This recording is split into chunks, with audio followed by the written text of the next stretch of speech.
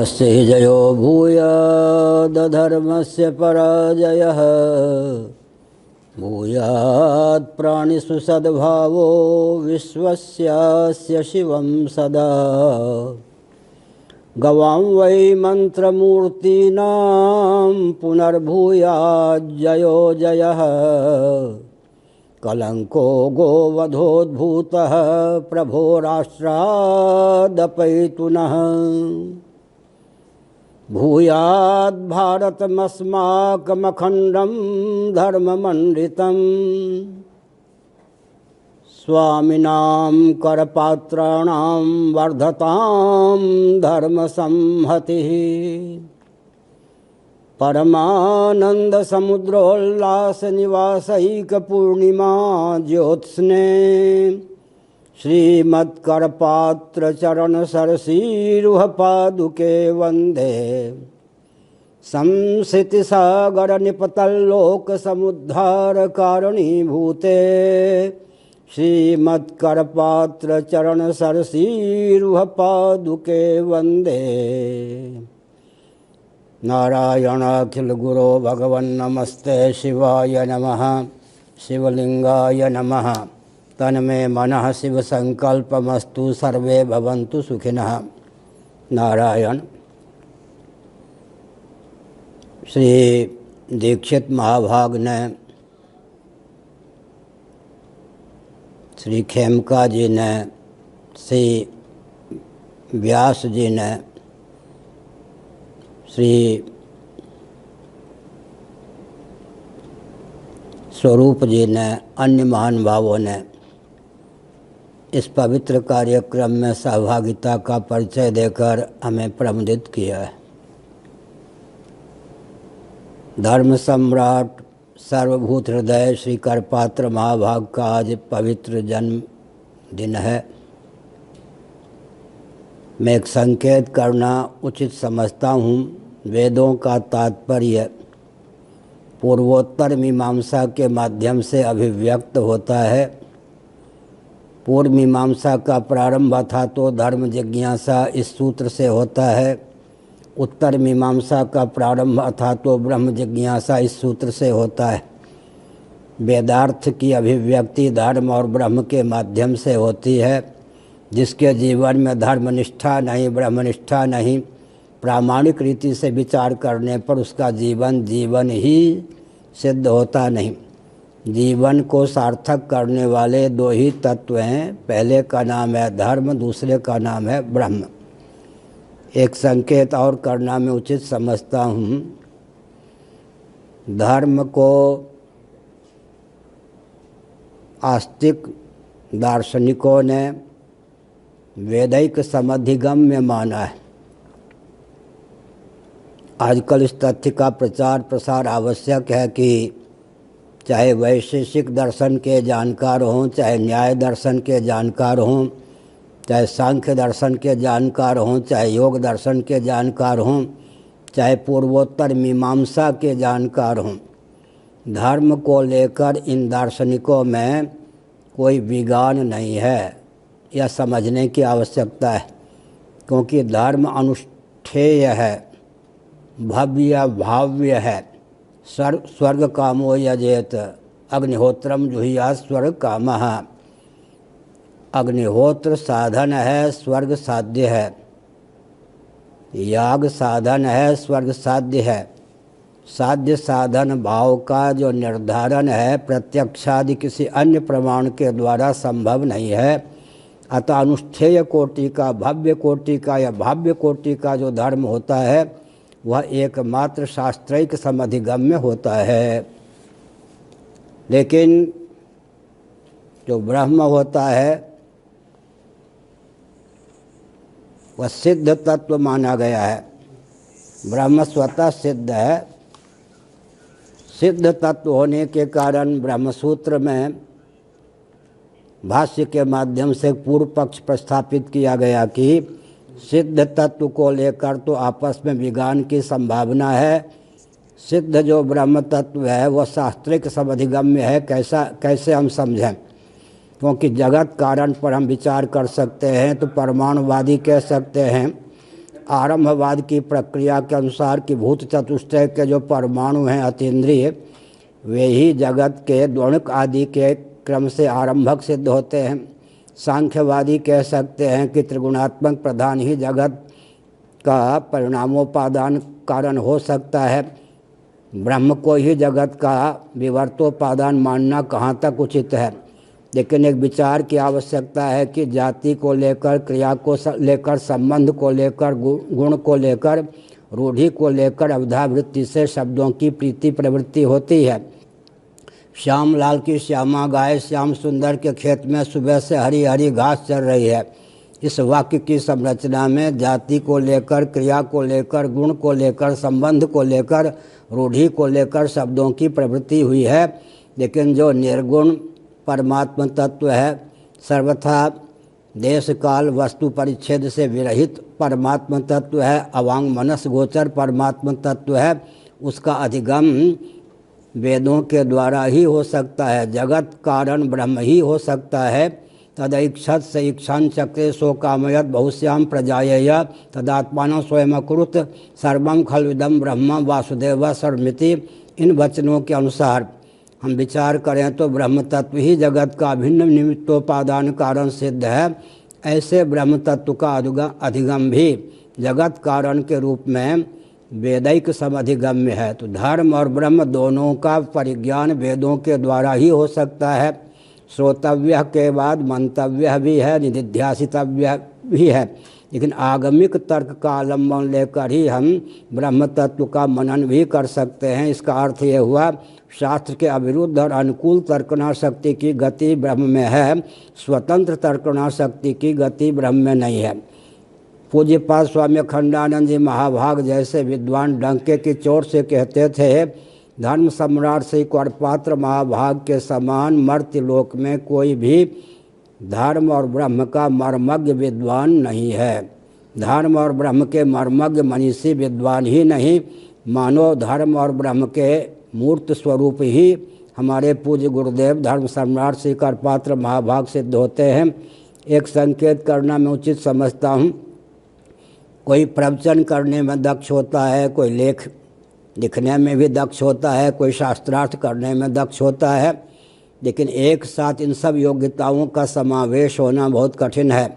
मैं नाम किन्हीं महान भाव का नहीं लेना चाहता, सबका समादर करता हूँ। पूज्य गुरुदेव प्रवचन करने में भी उत्कृष्ट थे, उनके समान वक्ता का मिलना कठिन, उनके समान लेखक का मिलना कठिन, उनके समान शास्त्रार्थी का मिलना कठिन।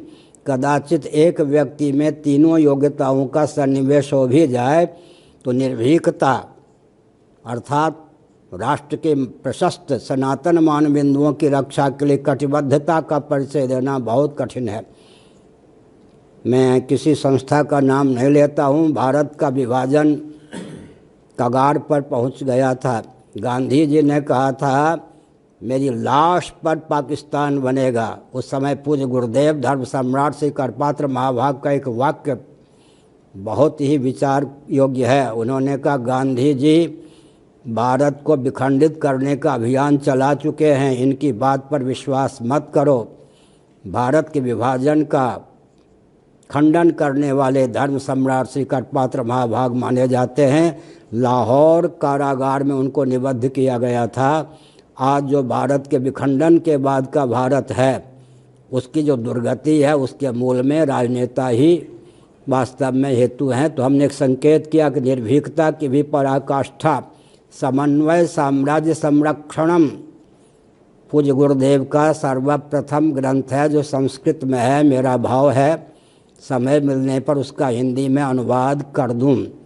हमारे भाव को सुन रहे श्री सुधाकर दीक्षित महाभाग, उनके पास स्वास्थ्य तो ऐसा लगता है जैसे युवकों के भी स्वास्थ्य को मात करने वाला हो। आराम से वो बैठे हैं और देखिए गर्मी इतनी लग रही है कि एकदम कटी के आगे का भाग निरावरण है और मुस्कुरा भी रहे हैं। बहुत से युवक भी तंग हो गए होंगे, लेकिन ये आह्लाद पूर्वक बैठे हैं। अगर ये चाहें तो इस दायित्व का निर्वहन कर सकते हैं दक्षतापूर्वक। समन्वय साम्राज्य संरक्षणम पूज्य गुरुदेव का प्रथम ग्रंथ है, जो संस्कृत में है। उसका अनुवाद करने का मुझे विचार है, लेकिन कई ग्रंथों को मैंने प्रारंभ किया है। यदि श्री सुधाकर महाभाग जी उस ग्रंथ का हिंदी में अनुवाद कर दें तो बहुत ही उपकार होगा, उनका सुयश तो होगा ही। महाराजा श्री के प्रथम ग्रंथ का हिंदी में अनुवाद बहुत अपेक्षित है। उसके अध्ययन से सर्वदर्शन में एक निपुणता आती है। जो सर्वदर्शनों में निपुण हैं वे ही उस प्रांजल भाषा में जो निबद्ध ग्रंथ है उसका अनुवाद भी कर सकते हैं। मैं संकेत करता हूँ, उसका प्रथम नाम था माधुमत खंडनम, अंत में उस नाम को बदल करके समन्वय साम्राज्य संरक्षणम नाम कर दिया गया। बहुत ही दिव्य ग्रंथ है। तो मैंने एक संकेत किया, एक संकेत करना उचित समझता हूँ। भगवत पाद, शिवावतार, शंकराचार्य महाभाग आदि ने जो कार्य किया, श्री करपात्र महाभाग सर्वभूत हृदय उन्होंने उसी प्रकार का कार्य किया। संक्षेप में ये जो हमारे भगवान शंकराचार्य उनकी परंपरा में या भगवान शंकराचार्य के पूर्व जो महापुरुष हुए हैं उन्होंने क्या किया? कालक्रम से विलुप्त ज्ञान विज्ञान को मेधा शक्ति तपोबल से उद्भासित करना, पहला काम यह है। वैदिक वाङ्मय के लिए ऐसे महानुभाव वरदान स्वरूप क्यों सिद्ध हुए या होते हैं? फिर से सुनिए, कालक्रम से विलुप्त ज्ञान विज्ञान को अद्भुत मेधा शक्ति के बल पर तपोबल पर उद्भासित करना। मैं महाभारत और श्रीमद् भागवत आदि के अनुसार एक संकेत करता हूँ। मनवंतर में पूर्व ज्ञान विज्ञान का ग्रंथ का विलोप हो जाता है। फिर ज्ञान विज्ञान की परंपरा किस प्रकार चलती है? ऋषि महर्षि जो हैं समाधि भाषा में विलुप्त प्राय जो ज्ञान विज्ञान है उनका दर्शन करके पुनः लेखनी के माध्यम से उसको उद्भासित करते हैं। कल्पना कीजिए एक ऐसा ग्रंथागार, अन्य जगह जो ग्रंथ सुलभ ना हो उस ग्रंथागार में सुलभ हो जाएं। इसी प्रकार हिरण्यगर्भ जिनको हम ब्रह्मा कहते हैं, उन्हीं को पंचदेवों में सूर्य भी हम कहते हैं।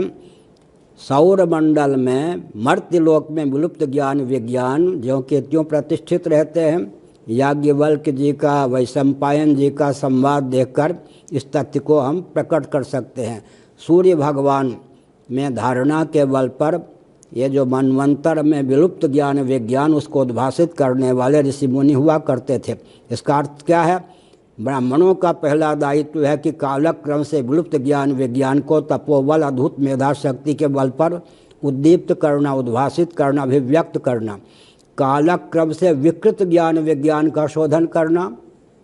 भगवान शंकराचार्य महाभाग ने यह किया या नहीं? बौद्ध इत्यादि के चपेट में आकर जो वैदिक ज्ञान विज्ञान विकृत प्राय हो गया था उसको पुनः परिमार्जित किया। भगवत पाद आदि शंकराचार्य महाभाग के मार्ग पर चलने वाले उन्हीं के रूप पूज्यपाद धर्म सम्राट सर्वभूत है कर श्री करपात्र महाभाग गुरुदेव ने क्या किया? कालक्रम से विकृत ज्ञान विज्ञान को विशुद्ध किया। कालक्रम से विलुप्त ज्ञान विज्ञान को क्या किया? उद्भासित किया, अभिव्यक्त किया। तीसरा काम क्या होता है वैदिक वाङ्मय के लिए? ब्रह्मसूत्र तो सूत्रात्मक है, भगवान शंकराचार्य महाभाग ने उस पर भाष्य लिखा। इसी प्रकार से सूत्र शैली में प्राप्त ज्ञान विज्ञान को धर्म सम्राट श्री गुरुदेव ने विशद किया। तो वैदिक वाङ्मय के लिए वरदान स्वरूप सिद्ध हुए या नहीं? 3 योग्यता पर हमें ध्यान केंद्रित करना चाहिए। कालक्रम से विलुप्त ज्ञान विज्ञान को तपोबल से अद्भुत मेधा शक्ति के बल पर समाधि निष्ठ महापुरुष क्या करते हैं? पुनः अभिव्यक्त कर देते हैं। कालक्रम से विकृत ज्ञान विज्ञान को विशुद्ध कर देते हैं। सूत्र शैली में जो प्राप्त ज्ञान विज्ञान है तपोबल से उसको विशद कर देते हैं। तीनों प्रकार का कार्य पूज्य गुरुदेव ने किया। वेदार्थ पारिजात जो 2 खंडों में सुलभ है, जिसकी चर्चा महान भावों ने की, वेदों के ऊपर वो भूमिका रूप है, वेदों पर भाष्य नहीं है, भूमिका रूप है। वेदों के तात्पर्य को हृदयंगम करने के लिए वेदार्थ पारिजात नामक ग्रंथद्वय का प्रकाशन हुआ था पूज्य गुरुदेव के जीवन काल में। लेकिन यजुर्वेद पर पूज्य गुरुदेव ने भाष्य लिखा था, उनके जीवन काल में उसका प्रकाशन नहीं हो सका। भगवत कृपा से हमने बहुत परिश्रम किया। आज यजुर्वेद पर जो पूज्य गुरुदेव का भाष्य है, वह हिंदी अनुवाद सहित प्राप्त है, प्रकाशित है। पूज्य गुरुदेव जब वेद पर भाष्य लिखते थे तो जो जो एक विचित्र तथ्य सामने आता था लिखते समय, कृपा करके मुझे बता देते थे। उन्होंने स्वयं बताया, सर्वे वेदा यत् पद्मामनन्ति वेदैश्च सर्वैरहमेव वेद्यः। ये जो गीता के और उपनिषद के वचन हैं, इसके अनुसार पूज्य गुरुदेव ने कहा, यजुर्वेद में जितने मंत्र हैं उनका प्रसंगानुसार जो अर्थ होना चाहिए आचार्यों ने किया है, उस अर्थ का अनुगमन करके मैंने अर्थ किया है। और विविध प्रकार के वैदिक कहे जाने वाले तथा कथित महानुभावों ने जो विकृत ढंग से उन मंत्रों के अर्थ को उपस्थापित किया है, उनका मार्जन भी किया है। साथ ही साथ पूज्य गुरुदेव ने कहा, जो मैं वेद पर भाष्य लिख रहा हूँ, सर्वे वेदा यत् पद्मामनन्ति वेदैश्च सर्वैरहमेव वेद्यः। कठोपनिषद भगवद गीता में जो यह कहा गया, समस्त वेदों का तात्पर्य भगवत तत्व में ही सन्निहित है। कर्म कांड परक श्रुतियाँ हों, उपासना कांड परक श्रुतियाँ हों, ज्ञान कांड परक श्रुतियाँ हों, जिन भगवान के निश्वासभूत ये मंत्र ब्राह्मणात्मक वेद हैं, उन भगवान का ही यशोगान करने में प्रत्यक्ष या परोक्ष विधा से समग्र वेदों का तात्पर्य सन्निहित है। तो भगवान पूज्य गुरुदेव के द्वारा जो यजुर्वेद पर भाष्य लिखा गया, उसकी एक विशेषता यह है कि प्रत्येक मंत्र का एक अर्थ भगवत परक भी किया गया है, यह विशेषता है। ऋग्वेद के प्रथम मंडल पर भी उन्होंने भाष्य लिखा था, कालक्रम से यत्र तत्र भक्तों के घर में विलुप्त प्राय। बहुत परिश्रम करने पर कुछ अंश मुझे प्राप्त हुआ है, वो मंत्र क्रम से है या नहीं समय निकाल कर मैं देखूंगा, और अवसर मिला तो जितना कुछ अंश मेरे पास प्राप्त हुआ है यत्र तत्र, उसके प्रकाशन का भी मार्ग प्रशस्त करूंगा। रामायण मीमांसा एक अद्भुत ग्रंथ भगवान पूज्य गुरुदेव ने हमको प्रदान किया। साथ ही साथ एक विचित्र बात यह है कि विचार पीयूष नामक ग्रंथ अद्भुत है। इसी प्रकार से राधा सुधा पर जो उन्होंने वृंदावन धाम में प्रवचन किया, उसको भी ग्रंथ का रूप दिया जा चुका है। और एक विचित्र बात यह है कि चातुर्वर्ण संस्कृति विमर्श इत्यादि वेदों के प्रामाण्य पर, वेदों की अपौरुषेयता पर जो पूज्य गुरुदेव के वचन हैं, वे वचन बहुत ही मार्मिक हैं। तो हमने एक संकेत किया कि पूज्य गुरुदेव ने, और एक विचार बहुत, एक ही ग्रंथ है जिसका उन्होंने स्वयं हिंदी में अनुवाद किया हो, या तो हिंदी में ग्रंथ लिखा या संस्कृत में ग्रंथ लिखा। किसी संस्कृत के ग्रंथ का हिंदी में अनुवाद किया हो, वो एक ही ग्रंथ है, परमार्थ सार। अहमर्थ परमार्थ सार में परिशिष्ट के रूप में परमार्थ सार का हिंदी में अनुवाद है, हमारे यहाँ से पृथक से प्रकाशित हुआ। उसके लिखने की क्यों आवश्यकता हुई? विशिष्टाद्वैत के जो पक्षधर महानुभाव हैं, वे श्री रामानुजाचार्य महाभाग को शेषनाग का अवतार मानते हैं। उन्होंने जो अपना पक्ष रखा है, सामंजस्य पूर्वक सहृदयता पूर्वक, न सूरयो हि व्यवहार में नम तत्वावमर्शे न सहा मनंती तत्व पक्षपातो ही स्वभावोदयाम। सत्य का पक्ष लेकर, सत्संप्रदाय का पक्ष लेकर, सत्य सहिष्णुता की क्रमिक अभिव्यक्ति में हमारे महर्षियों का तात्पर्य सन्निहित था। तो अहमर्थ नामक ग्रंथ लिखा, कहने में हिंदी में है वो ग्रंथ, उसका आद्यंत अर्थ लगाना भी बहुत कठिन है। उसके परिशिष्ट में इस अभिप्राय से उन्होंने परमार्थ सार का हिंदी अनुवाद किया कि यदि श्री रामानुजाचार्य महाभाग को शेषनाग का ही अवतार मानते हैं, तो शेषनाग ने जो तत्व का उपदेश दिया है उसका अनुगमन करना श्री रामानुजाचार्य महाभाग के अनुयायियों का पवित्र दायित्व होता है। तो देखिए, शेष के द्वारा, भगवान शेष के द्वारा किस प्रकार से अध्यात्म तत्व का उपदेश किया गया है। तो यह भी एक सोचने की बात है। एक ही ऐसा संस्कृत ग्रंथ है जिसका हिंदी में पूज्य गुरुदेव ने अनुवाद किया, या तो हिंदी में ग्रंथ लिखा या संस्कृत में ग्रंथ लिखा, लेकिन एक ही ऐसा ग्रंथ है जिसका उन्होंने हिंदी में अनुवाद किया। तो भारत विखंडित होने जा रहा था, उसका विरोध पूज्य गुरुदेव ने किया, और स्वतंत्र भारत को भी दिशाहीन होने से बचाने का मार्ग प्रशस्त किया।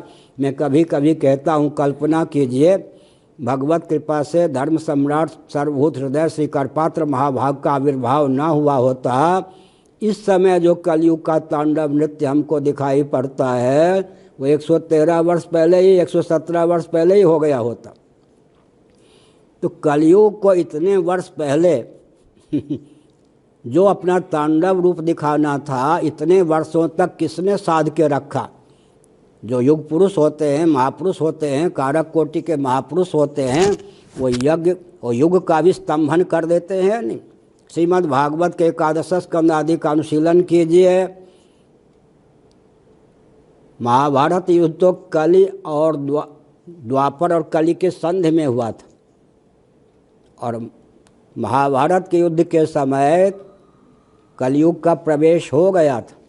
लेकिन जब तक धर्मराज युधिष्ठिर की विद्यमानता थी, निरावरण ब्रह्म श्री कृष्ण चंद्र परमानंद कंस सुधासुंद मदन मोहन की विद्यमानता धरती पर थी, तब तक कलयुग स्तंभित रहा। युग को भी स्तंभित कर देने की क्षमता महापुरुषों में है। स्पष्ट ही महाभारत और श्रीमद् भागवत का अनुशीलन कीजिए। महाभारत युद्ध के समय ही कलि का प्रवेश हो गया था, लेकिन महाभारत युद्ध के बाद 36 वर्षों तक धर्मराज युधिष्ठिर बने रहे। भगवान श्री कृष्ण धराधाम पर प्रत्यक्ष विद्यमान रहे। इन दोनों धर्म के अवतार और ब्रह्म के अवतार, ब्रह्म के अवतार श्री कृष्णचंद्र, धर्म के अवतार धर्मराज युधिष्ठिर, इन दोनों की विद्यमानता के कारण कलयुग स्तंभित था। लोग कहते हैं स्वामी श्री करपात्र जी महाभाग ने वैदिक वाङ्मय को समृद्ध किया, लेकिन व्यावहारिक धरातल पर उन्होंने क्या कार्य किया? उन्हें कान खोल कर सोच लेना चाहिए। अगर धर्म सम्राट श्री करपात्र महाभाग का प्रादुर्भाव न होता तो जो इस समय कलयुग का तांडव नृत्य दिखाई पड़ता है वो तो 1907 में ही आ गया होता। इतने समय तक कलयुग को स्तंभित करके शोधित करके उन्होंने रखा, या कोई सामान्य बात नहीं है। तो हमने एक संकेत किया कि पूज्य गुरुदेव का जीवन चरित अद्भुत क्षमता से संपन्न, वो पढ़ाने में भी दक्ष थे। एक विचित्र बात है, श्री हरिहर कृपाल जी से उनका शास्त्रार्थ हुआ था, तो पगड़ी उतारने की बात नहीं, लेकिन बहुत ही आह्लाद पूर्वक प्रबोध पूर्वक सत्य का पक्षधर होकर के श्री हरिहर कृपाल जी ने माना था कि धर्म सम्राट श्री करपात्र महाभाग का पक्ष बहुत उत्कृष्ट है। लेकिन एक गुप्त घटना है। गुप्त घटना क्या है? 2 महामहोपाध्याय, उसमें एक हरिहर कृपाल महाभाग भी एक साथ एकांत में पूज्य गुरुदेव के पास आए। यह संस्मरण पूज्य गुरुदेव ने ही मुझे बताया। दोनों ने कहा कि महाराज, खंडन खंड खाद्य चित सुखी अद्वैत सिद्धि, ये सब वेदांत में बहुत ही गंभीर प्रौढ़ ग्रंथ माने जाते हैं। एक भी पंक्ति ऐसी नहीं जो अटकती हो, लेकिन इन ग्रंथों में जो निष्ठा की बात कही गई है, आत्मस्थिति की बात कही गई है, अनात्म वस्तुओं से विविक्त गुणमय भावों से अतीत आत्मानुरूप आत्मस्थिति का नाम मुक्ति है, इस तथ्य का जो उद्भाषण किया गया है, क्या ऐसी निष्ठा संभव है?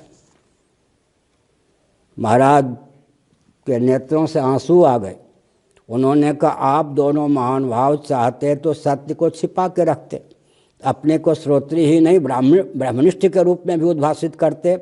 ये आपकी जो सत्यनिष्ठा है इसके ऊपर मैं लट्टू हूँ, लेकिन मैं गांठ बांध के कहता हूँ, अद्वैत सिद्धि हो, खंडन खाद्य हो, चित सुखी हो, उपनिषद हो, इनके अध्ययन अनुशीलन से जो ब्रह्मात्म तत्व का एकत्व विज्ञान निरुपाधिक धरातल पर प्राप्त होता है वो है, कोई गल्प नहीं है, ऐसी निष्ठा संभव नहीं है। तब वो दोनों रोने लग गए, महाराज इस जीवन में उस निष्ठा को प्राप्त कर सकूं यह कह पाना बहुत कठिन है। मैं एक संकेत करता हूँ, हरिद्वार में माननीय श्री मध्वाचार्य महाभाग ने एक चुनौती दे दी, अगर कोई मुझे शास्त्रार्थ में पराजित कर सके तो 5000 पुरस्कार ले। उन दिनों 5000 का महत्व अधिक होगा। महाराज मुस्कुराए। भूमा निकेतन हरिद्वार में विद्यमान थे। महाराज से लोगों ने कहा, महाराज एक भी विद्वान ऐसा नहीं है जो मध्वाचार्य की चुनौती को स्वीकार करे, हमारी छाती पर आकर, हमारे घर में आकर के, जहाँ पर सन्यासी आदि बहुत हैं, विद्वानों की कमी नहीं है और सबके सब भगवत पाद आदि शंकराचार्य महाभाग के अनुयायी हैं, ये चुनौती दे रहे हैं। उन्होंने कहा विकट बात यह है कि धर्म संघ के मंच पर ये सब आते हैं। हम सब जो सामान्य विषय है जिसको लेकर कोई आपस में विगीति विज्ञान या विकुलता नहीं है, उस पर एक साथ विचार विमर्श करते हैं, सभा को संबोधित करते हैं। उनको क्या हो गया कि उन्होंने इस प्रकार का वाक्य बोल दिया?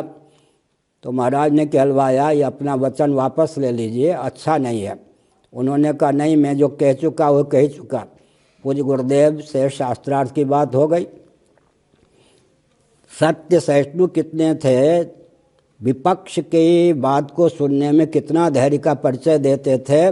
शास्त्रार्थ में पूज्य गुरुदेव कैसे बैठे थे, ऐसे मुस्कुराते रहते थे, मध्वाचार्य महाभाग के पक्ष को सुनते रहते थे। तो लोगों ने कहा महाराज आपकी साधुता का फल लोगों पर बुरा पड़ रहा है।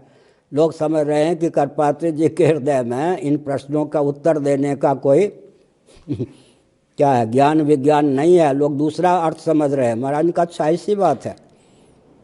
फिर क्या हुआ, सभी सयाने एक मत विदुषाम किमशोभनम, भागवत के 11 स्कंद में भगवान श्री कृष्ण का वचन है और कबीर बाबा का वचन है, सभी सयाने एक मत। मैं संकेत करता हूँ श्रीमद् भगवत गीता के 13वें अध्याय का अंतिम श्लोक पढ़िए, क्षेत्र क्षेत्रज्ञ योरेव मंत्रम ज्ञान चक्षुषा भूत प्रकृति मोक्षम च ये विदुर्यान्ति ते परम। आपको सुनकर आश्चर्य होगा, पूज्य गुरुदेव ने कहा कि आप शंकराचार्य के पक्ष का निराकरण कर रहे हैं, लेकिन आपके आचार्य महोदय ने इस श्लोक पर भाष्य क्या लिखा ये तो बताइए। आपको सुनकर आश्चर्य होगा, भगवान शंकराचार्य ने क्षेत्र क्षेत्रज्ञयोरेव मंत्रम ज्ञान चक्षुषा भूत प्रकृति मोक्षम च ये विदुर्यान्ति ते परम का जो भाष्य लिखा, उस भाष्य का ही बिल्कुल सूत्रात्मक स्वरूप मध्व भाष्य में संकलित है। इसका अर्थ क्या हुआ, सभी सयाने एक मंच। तो कहा महाराज ने कि आपके आचार्य तो ऐसा अर्थ करते हैं, अपने आचार्य के विरुद्ध आप इस श्लोक का अर्थ कर रहे हैं। बुरा न मानो होली है, पादुका मंच पे ही छोड़ के भाग गए थे मध्वाचार्य। इसका मतलब कितना दूसरों के भाष्य का भी कितना ज्ञान था। मैं एक और आपके विनोद के लिए कहता हूँ, लोग समझते हैं कि श्री रामानुजाचार्य का पक्ष और भगवान शंकराचार्य का पक्ष भिन्न भिन्न है। वस्तुस्थिति क्या है, सत्य सहिष्णुता की समन्वय साम्राज्य संरक्षणम में और भक्ति सुधा में पूज्य गुरुदेव का एक निबंध है सर्व सिद्धांत समन्वय। मधुसूदन सरस्वती जी का एक ग्रंथ है प्रस्थान भेद है। प्रस्थान भेद में मधुसूदन सरस्वती महाभाग ने कहा है ये सब के सब आचार्य सर्वज्ञ थे। सत्य सहिष्णुता की क्रमिक अभिव्यक्ति की भावना से इनके वचनों में विज्ञान परिलक्षित होता है, लेकिन वस्तुस्थिति है कि एक ही तथ्य के प्रकाशक उद्भाषक ये थे। मैं एक उदाहरण देता हूँ। श्री रामानुजाचार्य महाभाग के अनुयायी लाड़ प्यार पूर्वक प्रेम पूर्वक इस तथ्य को हृदयंगम करने का प्रयास करें, ना सतो विद्यते भावो ना भावो विद्यते सतः। इस पर श्री रामानुजाचार्य महाभाग ने क्या विचार किया, अप्राप्त का प्रतिषेध नहीं होता दीक्षित महोदय। आप अप्राप्त का प्रतिषेध नहीं होता तो वंध्यापुत्र के अर्थ में, शशसिंह के अर्थ में, नरसिंह के अर्थ में अगर असत शब्द का प्रयोग हुआ होता तो क्या होगा, अप्राप्त का प्रतिषेध नहीं होता। इस नियम को मान करके माननीय श्री रामानुजाचार्य महाभाग ने विष्णु पुराण के पराशर महर्षि के वचन को समुद्धृत करके सिद्ध कर दिया कि ज्ञानातिरिक्त सब असत हो गया ना, सभी सयाने एक मत। इसलिए बाहर से जो आपाततः पर भेद परिलक्षित होता है, उन महापुरुषों के वचनों में अंतर्निहित अभेद। जैसे हम अभी प्रयाग जाएं तो गंगा यमुना का संगम दिखाई पड़ता है, लेकिन सरस्वती जी का दर्शन नहीं होता। इसी प्रकार से इन आचार्यों में जो आपाततः हमको भेद परिलक्षित होता है, वस्तुतः वो भेद नहीं है। एक उदाहरण देता हूँ, पूज्य गुरुदेव का बताया हुआ है। योग दर्शन तो द्वैत का पोषण करने वाला दर्शन है, लेकिन थोड़ा विचार कीजिए, द्वैत का पोषण करने वाला दर्शन होकर भी पूज्य गुरुदेव का बताया हुआ ये सब ज्ञान विज्ञान है। द्वैत का दर्शन, द्वैत का अनुमोदन करने वाला होने पर भी संकेत किधर करता है, कृतार्थ के प्रति द्वैत प्रपंच निरस्त हो जाने पर भी अकृतार्थ के प्रति बना रहता है। थोड़ा विचार कीजिए, एक कालावच्छेदन एक साथ रज्जु है, रज्जु सर्प, रज्जु धारा, रज्जु माला, भूछिद्र, दंड, विविध रूपों में व्यक्ति को दिखाई पड़ता है वह रज्जु तत्व। लेकिन कृतार्थ के प्रति नायम सर्पो रज्जुरियम, जिसको रज्जु तत्व का अधिगम हो गया, ज्ञान हो गया, उसके लिए क्या हो गया जी? विलुप्त हो गया। अकृतार्थ के प्रति वो रज्जु सर्प ही है, रज्जु धारा, रज्जु माला, रज्जु छिद्र, भूछिद्र आदि है ही। तो यह तो संकेत हुआ ना योग दर्शन का कि वस्तुतः अद्वैत में ही तात्पर्य है। तो जिनको हम द्वैत प्रस्थान कहते हैं, उनमें जो वस्तु स्थिति है कि अभेद की धारा है, उसको पूज्य गुरुदेव महाभाग ने बहुत ही उत्तम ढंग से ख्यापित किया। एक संकेत और करना चाहता हूँ। मुसलगांवकर जी महाराष्ट्र परंपरा के बहुत ऊंचे विद्वान, हमारे दीक्षित जी के परिचित ही होंगे। अब उनका शरीर है यानी मुसलगांवकर जी का। हमको 3 घंटे पूज्य गुरुदेव पढ़ाते थे 9 से 12 तक। उसके बाद मुसलगांवकर जी आते थे और अभिनव गुप्त पादाचार्य के द्वारा विरचित जो तंत्र ग्रंथ है तंत्रालोक, कश्मीरी शैव अभिनव गुप्त पादाचार्य महाभाग के द्वारा विरचित जो तंत्रालोक नामक ग्रंथ है, वो पूज्य गुरुदेव से पढ़ते थे। पूज्य गुरुदेव का अनुग्रह था, उस पाठ में भी मैं बैठ जाता था। पूज्य गुरुदेव मुस्कुराते रहते थे, बीच बीच में मैं प्रश्न भी कर देता तो पूज्य गुरुदेव उत्तर भी देते। एक दिन मुसलगांवकर जी ने रुदन से करते हुए एक प्रार्थना की। मैं थोड़ा धीरे से बोलता हूँ, बहुत महत्वपूर्ण गाथा है यह। मुसलगांवकर जी ने कहा, महाभाग अपनी पत्नी के लिए कहा कि मेरी पत्नी ओमापत्तनम नामक एक ग्रंथ है संगीत का, उस पर पीएचडी करना चाहती है। विषय की स्वीकृति भी हो गई है, लेकिन अर्थ नहीं लगा पा रही है। अब हमारे सामने समस्या है कि वो विषयांतर चुने, किसी और ग्रंथ पर पीएचडी करे, तो काशी की इज्जत कहाँ रहेगी? और मैं भी विद्वान हूँ, मेरी इज्जत क्या रहेगी? इसलिए आप जो हैं, हम तो आपको शिवावतार मानते हैं, काशी के नाक बचाने की समस्या आ गई। मुसलगांवकर जी ने मेरे सामने कहा, फिर से सुनिए दीक्षित जी, ओमापत्तनम नामक संगीत का ग्रंथ है। मुसलगांवकर जी ने कहा कि मेरी पत्नी उस पर पीएचडी करना चाहती है, विषय की स्वीकृति हो गई है, ग्रंथ की स्वीकृति हो गई है, लेकिन काशी में कोई ऐसा विद्वान नहीं रह गया जो उस ग्रंथ का अर्थ लगा सके। अब काशी की इज्जत का प्रश्न है महाराज, आप शंकर के अवतार हैं, काशी में हैं, मैं आपको शिवावतार मानता हूँ, हमारी नाक का प्रश्न है। तो महाराज ने कहा सारे गाँव पौधानी इस सब से तो मेरा कभी कोई संबंध नहीं रहा है। नहीं महाराज, काशी के नाक कट जाएगी। पूज्य गुरुदेव ने कहा अच्छा तो ग्रंथ मेरे पास ले जाना, दे देना। उस समय जीरोक्स आदि की बात नहीं थी। तो 12 तक हमको पढ़ाते थे। उसके बाद मुसलगांवकर जी अपनी धर्मपत्नी को लेकर आते थे। महाराज ने आधा घंटा दिया नित्य। 15 दिनों में संगीत के उस ग्रंथ का पूरा अर्थ लगा दिया। मुसलगांवकर जी ने कहा काशी के नाक की रक्षा हो गई। आज हमने मान लिया कि काशी विद्या की जो नगरी है वो भगवान शिव के द्वारा सुरक्षित है। तो जिस ग्रंथ के बारे में महाराज ने कहा कि सारे गम पौधनी इन सब से दैवत, ये जितने राग रागनी हैं इन सब से मेरा पंचम स्वर, ये सब से मेरा कोई संबंध नहीं। लेकिन जब मुसलगांवकर जी ने रो दिया कि काशी की नाक का प्रश्न है महाराज, तो महाराज ने आधा घंटे नित्य पढ़ाना शुरू किया। 15 दिनों में पूरे ग्रंथ का अर्थ बता दिया उनकी पत्नी को। तो हमने एक संकेत किया ऐसा विद्वान। एक घटना और है, काशी में एक बहुत बड़ा विचित्र आ गया, कोई विदेशी। काशी के जितने विद्वान थे उसके सामने नतमस्तक हो गए। विषय क्या उसने रखा? विषय उसने रखा कि अवैदिक जो प्रस्थान हैं, जैसे कुरान शरीफ है, बाइबल है, उसकी सीमा के अंतर्गत जो ईश्वर खुदा को, गॉड को सिद्ध किया गया है वो भी सिद्ध नहीं होता। और जो वैदिक का प्रश्न, चारवाकों ने तो ईश्वर को नहीं माना, जैनों ने ईश्वर को नहीं माना, बौद्धों ने ईश्वर को नहीं माना, लेकिन वेदों को प्रमाण मानने वाले पूर्व मीमांसकों को छोड़ दीजिए, ईश्वर सांख्यवादियों को छोड़ दीजिए, शेश्वर सांख्यवादी योगी क्लेश कर्म विपाक आशय से परामृष्ट पुरुष विशेष को ईश्वर मानते हैं, वेदांती भी ईश्वर को मानते हैं, नैयायिक भी मानते हैं, वैशेषिक भी मानते हैं। इसका अर्थ चाहे कोई निमित्त कारण ही माने, चाहे अभिन्न निमित्तोपादान कारण माने, ईश्वर की सिद्धि संभव नहीं है। जितने विद्वान काशी के थे उसकी युक्ति के सामने कोई टिक नहीं सकता।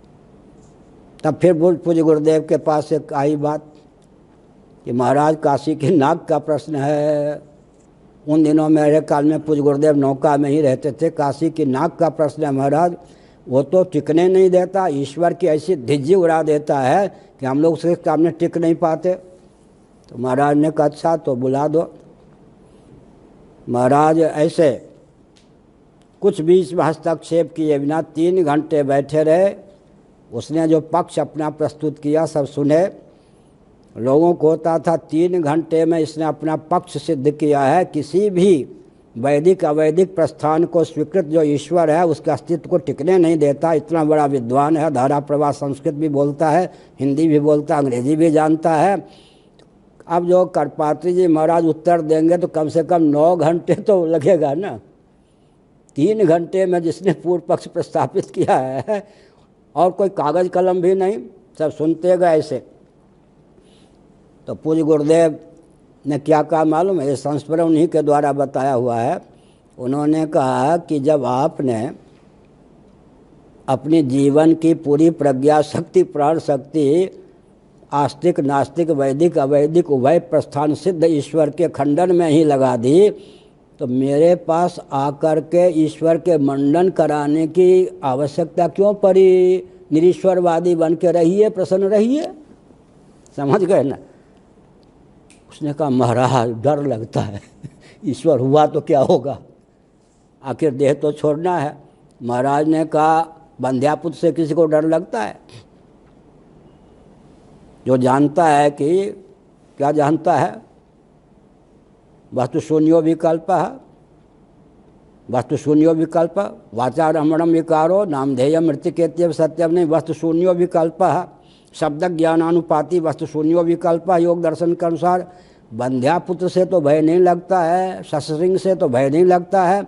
ईश्वर अगर है ही नहीं, बंध्यापुत्र आदि के समान अभाव और आलिक पदार्थ को ही ईश्वर के रूप में ख्यापित किया गया है, तो डर क्यों लगता है? वो भाव पदार्थ है या नहीं?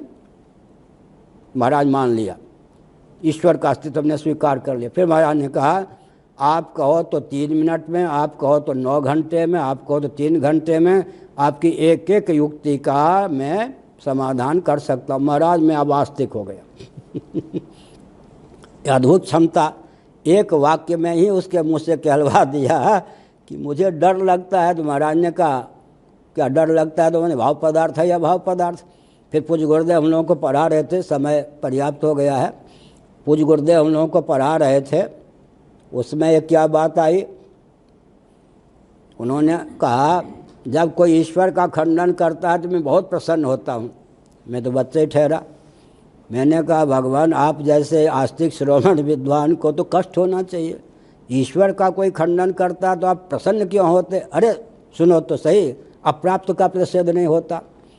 ईश्वर का खंडन करता है तो ईश्वर को मान के करता है या बिना माने करता है? जब ईश्वर को मान के, हम लोग भी प्रपंच को मिथ्या मानते हैं, तो ये भी उपनिषद का वचन, निरालंबोपनिषद का वचन है। क्या वचन है? ब्रह्म सत्यम जगन मिथ्या। शंकराचार्य ने तो अपने ग्रंथ में समुद्रित किया है, मूल वचन निरालंबोपनिषद का है। तो व्यावहारिक धरातल पर जगत की सत्ता को, उपयोगिता को, अर्थक क्रियाकारिता को स्वीकार करके हम करते हैं ना। पारमार्थिक धरातल पर जगत के मिथ्यात्व का खंडन, सत्यत्व का खंडन करते हैं ना। वाचारमणम विकारो नामधेय मृतिकेत्यव सत्यम। तो घट को जो हम मिथ्या सिद्ध करते हैं, घटाकृति है, सोपाधिक ब्रह्म है, उसकी अर्थक क्रियाकारिता चरितार्थ है। तो मिट्टी की दृष्टि से, किसी भी उपादान की दृष्टि से उसके द्वारा अभिव्यक्त निर्मित जो उपादेय होता है उसका खंडन होता है। तो फिर क्या वो प्रश्न उठा, अगर जगत का भी कोई निराकरण करेगा, प्रतिषेध करेगा, तो व्यावहारिक धरातल पर अस्तित्व मानेगा या नहीं। पूज्य गुरुदेव ने कहा प्राप्त का प्रतिषेध नहीं होता। जब कोई ईश्वर का खंडन करता है तो मैं बहुत प्रसन्न होता हूँ। इसलिए प्रसन्न होता हूँ कि ईश्वर को मान करके ईश्वर का खंडन होगा, ईश्वर को न मान करके ईश्वर का खंडन होगा। तो हमने एक संकेत किया, ऐसे पूज्य गुरुदेव धर्म सम्राट श्री करपात्र महाभाग का क्या कहना। एक और संकेत करता हूँ, वेदना युक्त मैं पूज्य गुरुदेव तखत पर बैठे थे, मैं नीचे बैठा था, संध्या की वेला थी। काशी में जो महान भाव रहते हैं उनका दायित्व तो कुछ है, और विशेष दायित्व। पूज्य गुरुदेव ने कहा कलयुग का दर्शन करोगे, कलयुग का दर्शन करोगे। मैं तो चौंक गया। पूज्य गुरुदेव के पास गंगा जी के तट पर बैठा हूँ, महाराज कह रहे कलयुग का दर्शन करोगे। तो उन्होंने कहा सुनो, सूर्यास्त हो चुका है, कलयुग का दर्शन करना हो तो काशी जैसी नगरी में, धाम में, गंगा के तट पर घूम लो। सुरा सुंदरी का खेल, जहाँ चाहिए ऋषिन कर वासा, तहाँ निशाचर करें निवासा। अभी जरा हम तो समुद्र के तट पर है ना, समुद्र के तट पर जाइए, क्या दशा होगी, सुरा सुंदरी का खेल। इसका मतलब ये वेदना के कारण पूज्य गुरुदेव ने यह संकेत किया कि वस्तुतः धाम को धाम के रूप में उद्भाषित करने का भी प्रकल्प चलाना चाहिए। फिर एक दिन एक ही दो वाक्य कह के 10 बजने वाला है। पूज्य गुरुदेव ने कहा अब जब तक शरीर है काशी में ही रहूँगा, काशी की सीमा का त्याग नहीं करूँगा। मैं था, पूज्य गुरुदेव थे। फिर उन्होंने क्या कहा, तत्वज्ञ को काल विशेष का, देश विशेष का, मान स्थान विशेष का आग्रह नहीं रखना चाहिए। ये मैं जानता हूँ, लेकिन मोक्ष नगरी काशी है। कुत्ता जो है वो बैठने की भी जगह देख लेता है, मलमूत्र कहाँ त्यागना चाहिए वो भी सोच लेता है। तो हम लोग तो मनुष्य हैं। यद्यपि तत्वज्ञ को किसी देश का आग्रह, काल का आग्रह नहीं, जब शरीर छोड़ जाए तभी वाह है, तभी वाह है, क्योंकि जीवन काल में ही चिज्जडक ग्रंथि का भेदन हो चुका होता है। जीवन काल में ये मुक्त होते हैं, ऐसे निरावरण ब्रह्म होकर ही स्थित होते हैं। लेशा विद्या भी उन पर प्रभाव नहीं डाल पाती, जो प्रपंचो प्रारब्धोपादान का नाम होता है लेशा विद्या। तो फिर तत्वज्ञ के तो देश काल का आग्रह नहीं रखना चाहिए, लेकिन जहाँ तक बन सके तत्वज्ञ को भी धाम का परित्याग न करके, जहाँ भगवत धाम उचित देश में उचित काल में ही अपने शरीर को त्यागने का प्रकल्प चलाना चाहिए। तो हमने संकेत किया ऐसे महापुरुष धराधाम पर कभी कभी अवतीर्ण होते हैं। आज हम उनका स्मरण करते हैं और हम शिष्यों का, अनुगतों का दायित्व होता है। मैं एक संस्मरण सुना दूं। जब पूज्य गुरुदेव का शरीर पूरा हुआ, उन्होंने भगवान की समर्चा की और गंगा जी की ओर मुख करके आसन पर बैठ कर देह त्याग किया योग पूर्वक। उन्होंने मुझसे पहले कह दिया था कि अब मेरे रहने योग्य समाज का वातावरण स्तर नहीं रह गया, इसलिए मैं उचित समय पर देह त्याग कर दूंगा। ये मुझसे कहा था उन्होंने। जब गंगा में विसर्जन की बात आई तो आप सुन के चकित होंगे। जब तक पूज्य गुरुदेव के उस पार्थिव शरीर का विसर्जन गंगा जी में नहीं हुआ, काशी के स्वेच्छापूर्वक मुस्लिम परिवार में भी आग नहीं, चूल्हा नहीं चेताया गया। आर्य समाजी तो अपने ही हैं, मुस्लिम परिवार ने भी ओहो एक महापुरुष अस्तंगत हो गए। काशी की यह स्थिति थी कि चाहे मुसलमान हो चाहे कोई भी हो, अन्य धर्म मजहब पंथ को मानने वाले, उन्होंने भी वह वेदना प्रकट की। तो पूज्य गुरुदेव जैसे महापुरुष समय समय पर ही अवतीर्ण होते हैं, धर्म और ब्रह्म के मर्मज्ञ। और एक विचित्र बात, त्रिकाल स्नान, त्रिकाल पूजा, जब भगवान सूर्य के 12 नाम लेकर के जल देते थे और दंडवत करते थे, उस समय लगता था दंडवत करते थे विह्वल होकर, एक एक नाम से भगवान को जल देकर दंडवत करते थे। आजकल के वेदांतियों को शिक्षा लेनी चाहिए, लगता था कि ओहो हो सूर्य भगवान के कितने अनन्य हैं, और हैं ही। उनकी योग निष्ठा कभी उन्होंने ख्यापित नहीं किया कि वो योगी हैं, लेकिन हम लोगों को मालूम है 2.5 घंटे तक शीर्षासन पर संपुट सहित नित्य दुर्गा सप्तशती का पाठ करते थे। ऐसी क्षमता 2 मिनट शीर्षासन पर उनको कंठस्थ, 2.5 घंटे तक शीर्षासन पर नित्य ही दुर्गा सप्तशती का संपुट सहित पाठ करते थे। इतने बड़े योगी कभी अपने आप को योगी के रूप में ख्यापित नहीं किया, सिद्ध होने पर भी कभी अपने आप को सिद्ध के रूप में ख्यापित नहीं किया। ऐसा जीवन उद्भट विद्वान के साथ साथ जीवन भी बहुत उत्तम, राष्ट्र के लिए वरदान स्वरूप। और उनके मन में ये जो आजकल जितने प्रकल्प हैं, आरएसएस वाले सावधान, वनवासी कल्याण का अभियान किसने चलाया था? पूज्य गुरुदेव ने। भारत को अखंड करने की भावना किसने व्यक्त की थी? पूज्य गुरुदेव ने। भारत के विभाजन का खंडन किसने किया था? और एक विचित्र बात है, आप श्री सुधाकर दीक्षित जी महाभाग आदि ने बताया यज्ञ युग का प्रवर्तन किसने किया? युधिष्ठिर जी के बाद में यज्ञ युग तो विलुप्त सा हो गया था। आपको सुनकर आश्चर्य होगा कि वायसराय ने, यमुना पार जो दिल्ली में यज्ञ हुआ, वायसराय ने अपने टोप उतार करके पूज्य गुरुदेव को प्रणाम किया था। वायसराय ने, इतना तो यज्ञ युग का प्रवर्तन। दक्षिण भारत में श्री विद्या शेष रह गए थे, इधर कोई श्री विद्या शेष नहीं रही थी। श्री विद्या की पुनः उद्भावना पूज्य गुरुदेव ने की, और सभी शास्त्रों में अपार गति, एक दिव्य महापुरुष के रूप में मैं समझता हूँ कि उनका अवतरण हुआ। वे अपनी कीर्ति के आधार पर आज भी ज्यों के त्यों हैं। हम लोगों का दायित्व होता है उनके मार्ग पर चलकर हम भारत को भारत के रूप में उद्भाषित करें, व्यासपीठ का शोधन हो, शासन। और एक विचित्र बात है, शंकराचार्य के पद को स्वीकार नहीं किया। उस समय जो द्वारका के शंकराचार्य थे, आजकल हम ब्रह्मलीन कह रहे हैं, सच्चिदानंद महाभाग जी, वो महाराज के समर्थन से ही द्वारका पीठ के शंकराचार्य थे। श्री कृष्ण बोधाश्रम जी महाभाग को जोसेफ पीठ के शंकराचार्य के रूप में उन्होंने ख्यापित किया। पुरी के जो शंकराचार्य हमारे श्री ब्रह्मलीन ब्रह्मस्वरूप निरंजन देव तीर्थ जी महाभाग, उनको एक पत्र लिखा, क्या गृहस्थाश्रम में ही पड़े रहोगे? पुरी पीठ को खाली रहने दोगे? मेरी आज्ञा है, संन्यास लो और पद को संभालो। 3 पीठ के शंकराचार्य को उद्भाषित करने वाले और स्वयं शंकराचार्य का पद न लेने वाले, शंकराचार्य की गद्दी को सुरक्षित रखने का वीरा उठाने वाले उन महान भाव को, और अगर हम सुमेरु पीठ को अवान्तर पीठ के रूप में स्वीकार करते हैं तो वो तो विलुप्त प्राय महेश्वरानंद जी के महाभाग के रूप में, शंकरानंद जी के महाभाग के रूप में महाराज के शिष्य ने ही तो उस पद को सुशोभित किया। इसका मतलब क्या है? शंकराचार्यों की गद्दी।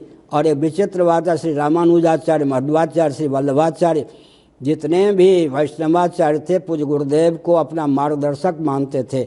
एक संस्मरण सुना के जो पूज्य गुरुदेव ने एकांत में मुझसे कहा, मैं वाणी को विराम देता हूँ।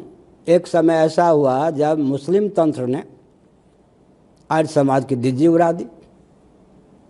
पूज्य गुरुदेव ने कहा मुझसे नहीं रहा जाता, आर्य समाज के समर्थन में मैं लेखनी उठाऊंगा। ये संस्मरण गुप्त है।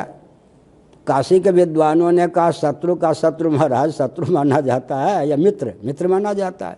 ये आर्य समाजी हमारी धिज्जी उड़ाते हैं, मुसलमानों ने उनकी धिज्जी उड़ा दी, तो आप तो मुसलमानों का पक्ष लीजिए। उन्होंने कहा नहीं, वही कौरव पांडवों की बात, आपस में कुछ हो जाए तो हम 100 वो 5, और कहीं बाहर से चुनौती आ जाए तो हम 105। आज आर्य समाज पर कोई चीज कटाक्ष करता है तो हम हंसेंगे, कल हम पे कटाक्ष करेगा तो हंसेंगे, ये नहीं। अपने घर की बात है, आर्य समाजी अपने ढंग से हैं, हम अपने ढंग से हैं, लेकिन अगर कोई आर्य समाज का खंडन करता है तो सबसे आगे आएंगे। उन्होंने उस समय आर्य समाज में कोई ऐसे विद्वान नहीं थे उन आक्षेपों का समाधान कर सकते हैं। तो ये महाराज की उदारता भी है, उदात्त सिद्धांत भी है। आपको सुनकर आश्चर्य होगा, जब उन्होंने गोरक्षा आदि का अभियान चलाया और ये जो हिंदू कोड बिल, नेहरू जी ने प्रतिज्ञा की थी अगर हिंदू कोड बिल पास नहीं हुआ तो प्रधानमंत्री के पद से मैं त्याग दे दूंगा, झक मार करके एक खंड में उनको पारित करना पड़ा। इसका मतलब नेहरू जी को ये सामने, नेहरू जी को भी एक प्रकार से घुटना टेकना पड़ा। आज सोहम शिवोहम वाले हैं ना संत, पूज्य गुरुदेव के अभियान में वर्णाश्रम को लेकर किसी ने धिज्जी उड़ा दी। पूज्य गुरुदेव का इतना बड़ा व्यक्तित्व था कि उनके समर्थन में शिवोहम वाले सोहम वाले आ गए। और जब श्री गाय को लेकर उन्होंने अभियान चलाया तो बहुत से मुसलमान उनके समर्थन में आ गए। इसीलिए सुखदेव जी के लिए जो श्रीमद् भागवत में शब्द का प्रयोग हुआ है, सर्वभूत हृदय, तम सर्वभूत हृदयम हृदयमानतोस्मि, वही मैं पूज्य गुरुदेव के लिए वही शब्द का, उसी शब्द का प्रयोग करके स्मरण करता हूँ और वक्तव्य को विराम देता हूँ। क्या? सर्वभूत हृदय। धर्म सम्राट श्री स्वामी करपात्र महाभाग, उनके सन्यास का नाम हरिहरानंद सरस्वती, लेकिन हम लोग उनको करपात्र महाभाग, ये भी त्याग का ही द्योतक है। नारायण सबका भला हो।